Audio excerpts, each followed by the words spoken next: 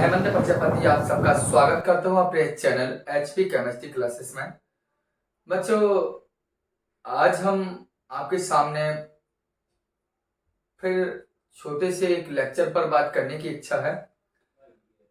और आपको पता भी है कि हमारा जो लेक्चर या जो अभी तक हम सिलेबस कर चुके हैं उस पर थोड़ी सी चर्चा करेंगे। हम आज कोई विस्तृत वार्तालाप या किसी प्रकार की ऐसी जानकारी के बारे में बात नहीं करेंगे। हम केवल डिस्कशन करने आए हैं कि हमारे टॉपिक क्या क्या कंप्लीट हो चुके हैं या हमारा टॉपिक क्या रह चुका है या हमने क्या क्या कर लिया है।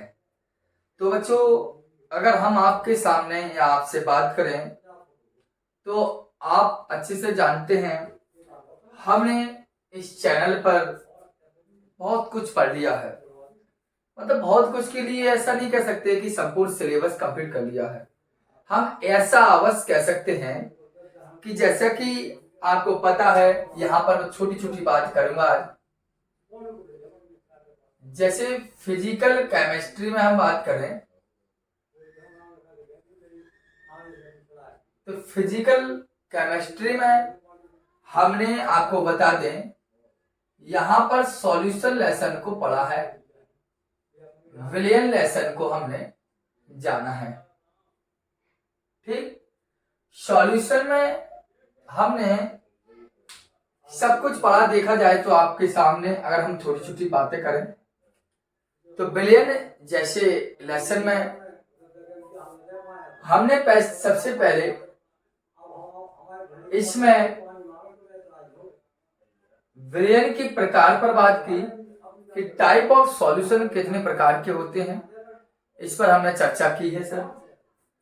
और विलियन के प्रकार के साथ साथ हमने ये भी जाना है कि विलेयता क्या होती है या विलेयता को जो प्रभावित करने वाले जो कारक होते हैं, विलेयता को प्रभावित करने वाले कारक। तो विलेयता को हमने पढ़ा और विलेयता को प्रभावित करने वाले कारक को भी हमने जाना। दूसरी बात, यदि हम कहें इसी विलेयन वाले लेसन में, तो आपने सांद्रता के पद भी देखे, कॉन्सेंट्रेशन टर्म्स भी देखे। सांद्रता पद में आप जानते हैं मोलरता आपने देखी और मोललता भी आपने देखी, नॉर्मलता भी आपने देखी और फॉर्मलता भी आपने देखी।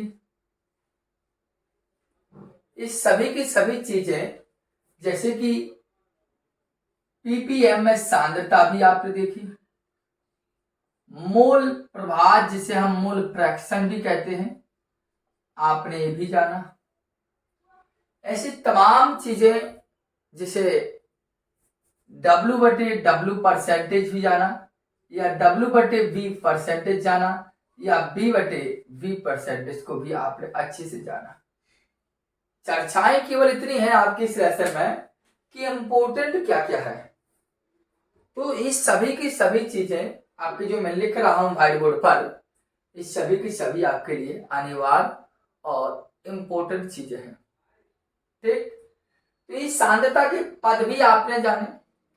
सांद्रता के पद के बाद आपको पता होनी चाहिए हमने कुछ कोलिगेटिव प्रॉपर्टीज भी पढ़े और कोलिगेटिव प्रॉपर्टीज में जिसे हम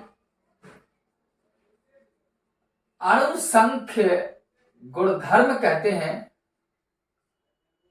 उन अणुसंख्य गुणधर्म आपको मैंने बताए हैं 4 टाइप्स के होते हैं। पहला आप खुद जानते हैं परासरण दाब, दूसरा आपने खुद जाना वाष्प दाब का आपेक्षिक अवनमन, और आपने पढ़ा है क्वथनांक का उन्नयन, और आपने पढ़ा हिमांक का अवनमन। अणुसंघ गुणधर्म में आपने इतनी चीजें पढ़ी। साथ साथ में इसी बिलियन वाले लेसन में हमने ये भी जाना कि राउल्ट का लॉ क्या है, अर्थात राउल्ट का नियम क्या है, या इसी राउल्ट के नियम की कुछ सीमाएं हैं, वो क्या क्या होती हैं। कि राउल्ट का नियम किसी तनु विलयन के वाष्प दाब का आपेक्षिक अवनमन विलय के मूल प्रभाज के बराबर होता है, ये आपने जाना। अर्थात आपको बताया गया कि P माइनस पी एस बटे P equal to small N to capital N. इस बारे में आपको जानकारी दी है कि विलियन लेसन में हमने क्या क्या जानकारी ली थी, इस बारे में छोटी छोटी अभी हम बात आपके सामने करते हैं। अगर हम कॉमन सी बात करें तो P minus P S upon P small N plus capital N, इसके बारे में हमने चर्चा की। राउल्ट का नियम होता क्या है, आपको इस पे स्पेशली रूप से हेनरी का लॉ भी हमने पढ़ाया था, और हेनरी कांस्टेंट के बारे में हमने आपके लिए न्यूमेरिकल्स भी लगाए थे कि हेनरी के नियम के न्यूमेरिकल्स क्या होते हैं। इस पर भी हमने चर्चाएं की थी आपसे कि हेनरी के नियम की सीमाएं क्या होती हैं, या हेनरी का नियम कहाँ कहाँ प्रयोग होता है। इसके बारे में हमने भी हेनरी नियम पर चर्चा की थी। आपको स्पष्ट रूप से समझाया गया था कि जो हेनरी कांस्टेंट अर्थात के एच होता है, इस पर कई प्रकार की हमारी बात हुई थी कि टेम्परेचर बढ़ने पर हेनरी कांस्टेंट पर क्या इफेक्ट पड़ता है, या टेम्परेचर घटने पर हेनरी कांस्टेंट पर क्या इफेक्ट पड़ता है। साथ साथ में आपको पता है इसी विलियन लेसन के हमने MCQ जो NCERT बुक के जो MCQ थे वो भी हमने इसकी कम से कम आपको 2 लेक्चर प्रोवाइड कराए थे इसी चैनल पर। तो MCQ भी आप देखें और इन चीजों को आप अच्छे से एक बार बेहतर तरीके से पढ़ें अवश्य। जैसे छोटी छोटी बातें तो मैं अभी चर्चाएं आपसे कर दे रहा हूं, जैसे कि W बटे W परसेंटेज, या W बटे B परसेंटेज, या B बटे B परसेंटेज की बात हम अभी फिलहाल में आपसे दोबारा एक बार कर दे रहे हैं, जिससे आपको और समझ में आ जाए। लेकिन इस बात को ध्यान देना कि सॉल्यूशन चैप्टर की सभी के सभी इंपोर्टेंट फैक्टर हैं, ये इंपोर्टेंट फैक्टर हैं। चलिए हम बात करते हैं इन सब चीजों पर, छोटी छोटी चीजों पर बात कर लें, क्योंकि इन्हीं चीजों को हमने आपको पहले भी इसी चैनल पर चर्चाएं की हैं कि द्रव्यमान प्रतिशत क्या है। लेकिन इस चैप्टर को पढ़ने के साथ साथ आप इस चैप्टर के MCQ को अवश्य लगा लें। स्पष्ट रूप से हमने आपको समझाने का पूर्ण प्रयास किया है। देखिए जैसे कि आप पहले बात कर रहे हैं, यहां लिखा हो हिंदी वर्ड में द्रव्यमान, फिर लिखा हो द्रव्यमान, और लिखा हो प्रतिशत। ठीक, द्रव्यमान बोले तो मास जो होगा आपका वेट के रूप में लिखा हमने, दूसरे द्रव्यमान को भी हमने वेट के रूप में लिखा, और परसेंटेज आपका हुआ, ये आपकी परसेंटेज मात्र, अर्थात W बटे W परसेंटेज। तो आप ध्यान दें लिखा W फिर W, तो जो आगे जो W है आपका वेट है वो बिलियन होगा, और पीछे जो होगा वो बिलियन होगा।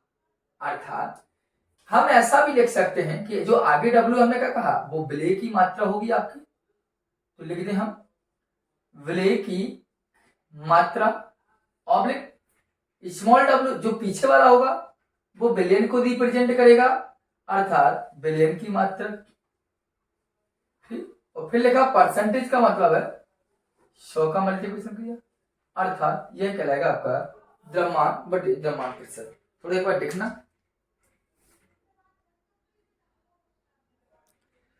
तो द्रव्यमान द्रव्यमान प्रतिशत आप देखते हैं कि जो आगे है वह आपके विलेय के लिए होगा, पीछे जो होगा वो आपके बिलियन की होगा और परसेंटेज आपका 100 होगा।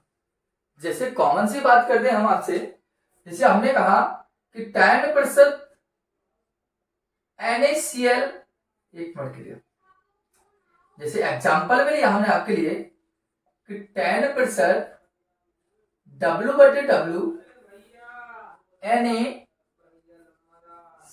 का जलीय विलयन आपको इस प्रकार लिया कि 10% W/W परसेंटेज NaCl का जलीय विलयन, और क्वेश्चन कर दिया जाए कि 10% W/W NaCl का मीन्स क्या होता है या मतलब क्या होता है, तो कॉमन सी बात आप जानिए कि जो आगे वाला जो W होगा वह सॉल्यूट को रिप्रेजेंट करेगा और पीछे वाला जो W होगा वो सॉल्यूशन को रिप्रेजेंट करेगा। बच्चों, solute oblique to solution into 100, तब वह हमारा कहलाएगा द्रव्यमान परसेंटेज। तो यहां पर कॉमन सी बात लगा लेंगे आप सेंस, क्योंकि दोबारा रिवाइज करवा रहा हूं मैं आपको। यहां पहले लिखा 10 और फिर लिखा आपका W, फिर लिखा परसेंटेज, फिर लिखा W, अर्थात सीधी सीधी बात है, यह भी ग्राम को बताएगा, यह भी ग्राम को बताएगा, बट यह विलेय को और यह बिलियन को।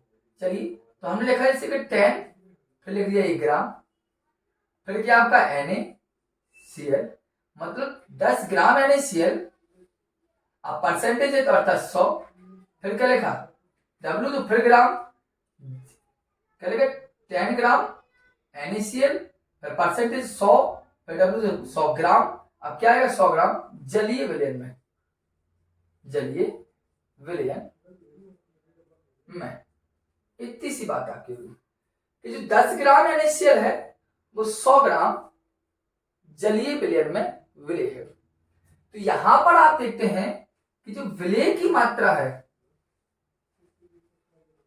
जो विलेय की मात्रा है वो तो 10 ग्राम है, और जो विलयन की मात्रा है आपकी, विलयन की जो मात्रा है आपकी वो आपकी 100 ग्राम है।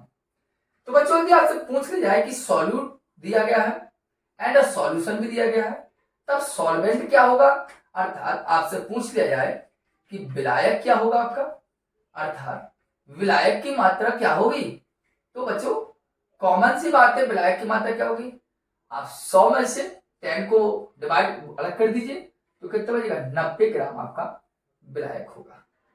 अर्थात 10 ग्राम NaCl के 10 ग्राम जो NaCl है, नमक है, वो 100 ग्राम जल में जो विलेय है आपका, उसमें कम से कम आपका 90 ग्राम विलायक आपका माना जाएगा।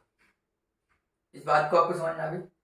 तो कहने का मतलब है कि जो आगे मात्रा होती है, जैसे आपको लिख दिया, दोबारा लिख दिया, वही बात लिख दिया, 5% W/W KCl का जलीय विलय।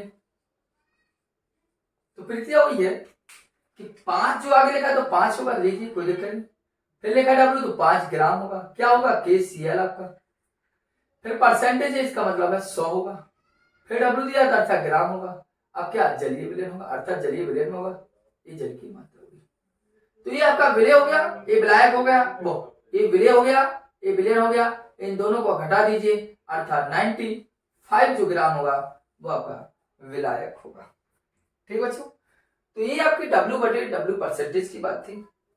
इसी प्रकार B/B परसेंटेज की बात होती है, इसको भी आप ले रहे हो, ठीक है, क्योंकि हमने आज के लेक्चर में केवल ये जानकारी दी कि सॉल्यूशन लेसन में आपके लिए इंपॉर्टेंट क्या है, फ्रीजिंग पॉइंट को ध्यान देना है, एलिवेशन ध्यान देना है, क्वथनांक और हिमांक वाले भी। चलिए दूसरी पार्ट पर बात कर ले हम आपसे।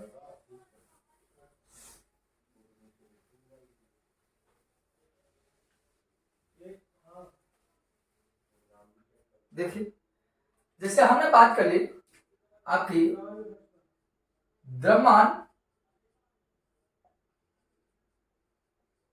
आयतन प्रतिशत पर,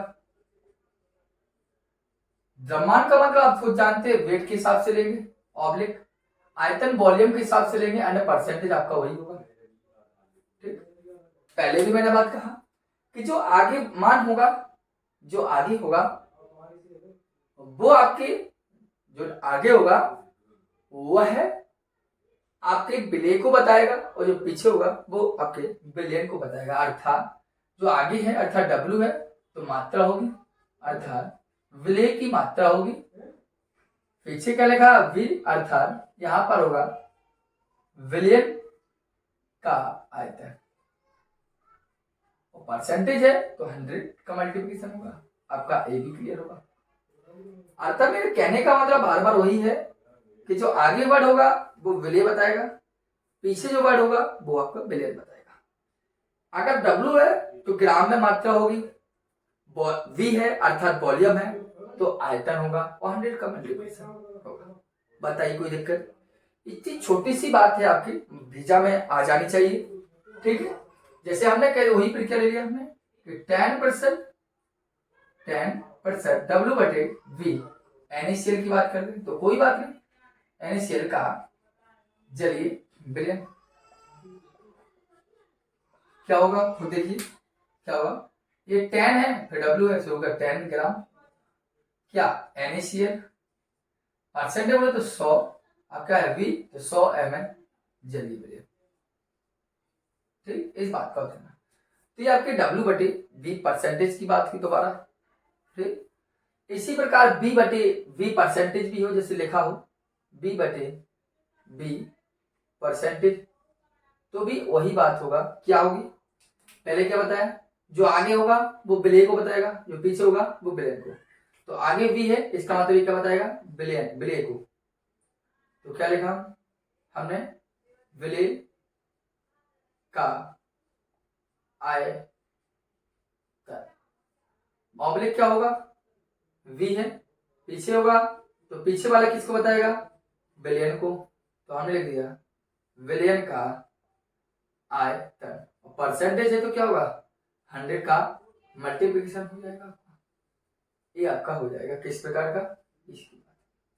ठीक बच्चों, तो ये सांद्रता के पद थे जो हम आपको पहले भी जानकारी दे चुके हैं इन लोगों की। और अब यहाँ पर केवल इस फिजिकल केमिस्ट्री में जो हमने आपको विलियन लेसन पढ़ाया है, इस विलियन लेसन में हमने जो जो पढ़ा या जो जो इम्पोर्टेंट चीजें थी उनको हमने आज रिवाइज किया है। तो थोड़ा देखना, तो ये सभी जो पढ़ा हमने भी सभी इम्पोर्टेंट थी, ये जो अनिवार्य चीजें थी वो हमने स्पष्ट रूप से आपको दिखाई दी। लेकिन इसी के संबंध में आगे के बच्चों हम बात करें आपसे, तो आप थोड़ा ध्यान देना। आपने इसी चैप्टर में हेनरी लॉ पढ़ा है स्पष्ट रूप से, मोलरता के सवाल भी लगाए हैं हमने। कुछ ऐसे नियम भी थे जो आपके लिए बाद में अनिवार्य रूप से रहा होगा, आपने देखा भी।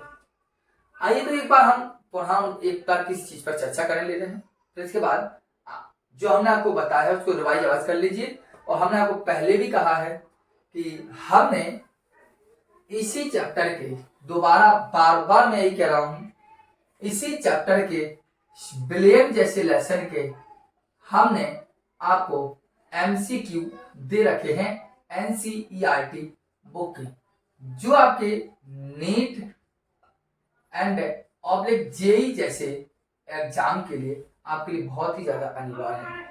आप उन एग्जाम्पलों को एक बार देखने का प्रयास करें एमसीक्यू को, और आप खुद परख लेंगे कि हाँ सर ने दिए कि नहीं दिए। ठीक है, पढ़ाया आपको इस पर है और दिए हमने आपको अलग तरीके से। तो इनको आप, इनकी हम लिंक भी आपको डिस्क्रिप्शन में कंप्लीट कर देंगे, इसलिए आप इनको आप बार बार एक बार अवश्य देखें। ठीक बच्चों, तो अब हम चलते हैं, फिर मिलते हैं आपसे। जो हमारे फिजिकल केमिस्ट्री में आपको पता है कि हमारा फिजिकल केमिस्ट्री में लेसन चल रहा है केमिकल काइनेटिक्स, रासायनिक बलगति। और ऑर्गेनिक केमिस्ट्री में आपको पता है कि कक्षा 12 की ही ऑर्गेनिक केमिस्ट्री में हम लेसन पढ़ रहे हैं एल्डिहाइड और कीटोन। समय के अभाव में हमने आपको कुछ टोलेन अभिकर्मक जैसे फेलिक सॉल्यूशन आपको पढ़ाई भी है, उन पर भी आप चर्चा करें। लेकिन इन पर आप होमवर्क है आपके लिए, समझ लीजिए, इनको आप कीजिए। आज चर्चाएं हमने केवल इसका की ही फिजिकल केमिस्ट्री में। ठीक, रक्षाबंधन का त्योहार था। क्लास जो आपको ली गई है केवल एक जानकारी के लिए गई है, और नेक्स्ट टाइम हम आपको अच्छी सी क्लास लेंगे। ठीक, धन्यवाद।